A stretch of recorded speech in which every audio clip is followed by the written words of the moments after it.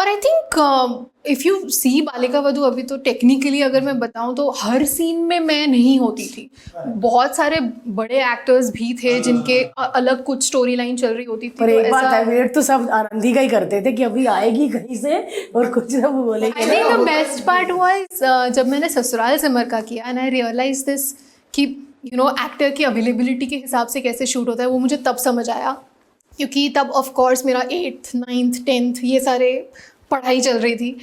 तो जब भी मेरी कोई एग्जाम आती थी मैं किडनैप हो जाती थी शो में। है हाँ, या तो मैं मर जाती थी या तो मैं हॉस्पिटल में लेटी हूँ, तो एक दिन में बस जाके अपने क्लोजअप्स निपटाओ और घर जाओ।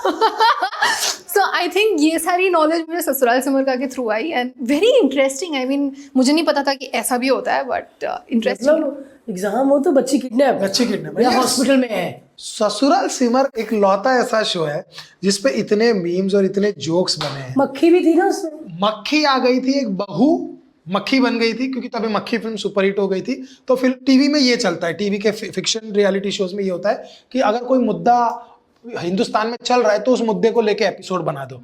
क्या रिएक्शन होता था, बिकॉज इतना काम किया है, एक एक्टर को खुद भी पता होता है कि यार ये मैं क्यों कर रहा हूँ, या ऐसा कभी लगा था? सो हमने जब वो शो साइन किया था और जब हम प्रमोशन के लिए गए थे बिगिनिंग में, हमने तो बड़े कॉन्फिडेंस से, मैंने और दीपिका दीदी ने और जयती मैम ने बड़े कॉन्फिडेंस से बोला था प्रेस कॉन्फ्रेंस में कि ये तो लाइट हार्टेड शो है, इसमें कोई ड्रामा नहीं होने वाला, हम बस ऐसे नॉर्मल सब कुछ हंसी खेलते सब कुछ हो जाए। After a point we realise कि ये तो कोई लाइट हार्टेड शो नहीं है, इससे बड़ा ड्रामा कहीं नहीं हो रहा है। जहाँ बहन की शादी में छोटी बहन बैठ गई है, ये सब किसी ने एक्सपेक्ट नहीं किया था, ये सडनली हुआ था चेंज। एंड जब ये सब होने लग गया, ऑब्वियसली मेकर्स ऑल्सो रियलाइज कि अब ड्रामा काम कर रहा है, लोग देख रहे हैं। तो फिर उसमें पाताली देवी आ गई और पता नहीं क्या क्या हो रहा था। मैं त्रिशूल पेट में मेरा घुसा और मैं मर गई।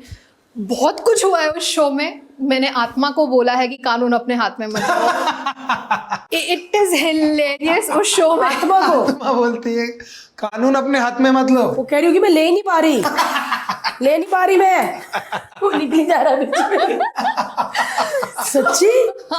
उस शो में बहुत कुछ अनबिलीवेबल होता था, क्योंकि मुझे याद है कि हम ऐसा पढ़ते थे स्क्रिप्ट्स एंड हमें रियलाइज होता था कि यार ये कैसे, क्या कुछ भी लिखा है। और अगले ही हफ्ते हमें पता चलता था कि टीआरपी तो बड़ी अच्छी है। Exactly. And I did that show for 5.5 years। 5.5 साल। और लास्ट के जो 1-2 साल थे वो मैं तब साउथ की फिल्में भी कर रही थी, तो मैं तो महीने में बस 8 दिन देती थी उन्हें ताकि क्लोजअप्स हो जाए।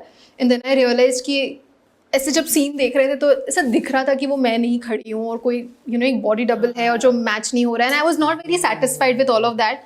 That's when I kind of took a call कि ऐसे नहीं करना है। Like if I have to do something I want to be 100%। तो इसलिए फिर I just completely switch to south and yeah that's how the transition happened. ये बहुत बहुत इंटरेस्टिंग चीज़ है कि इतना साल आपने टीवी में काम किया, मेहनत की, फिर आपको लगा कि नहीं यार अब मुझे फिल्में करनी है और वो भी साउथ की करनी है। सबसे पहले तो एक language barrier, being a Gujarati.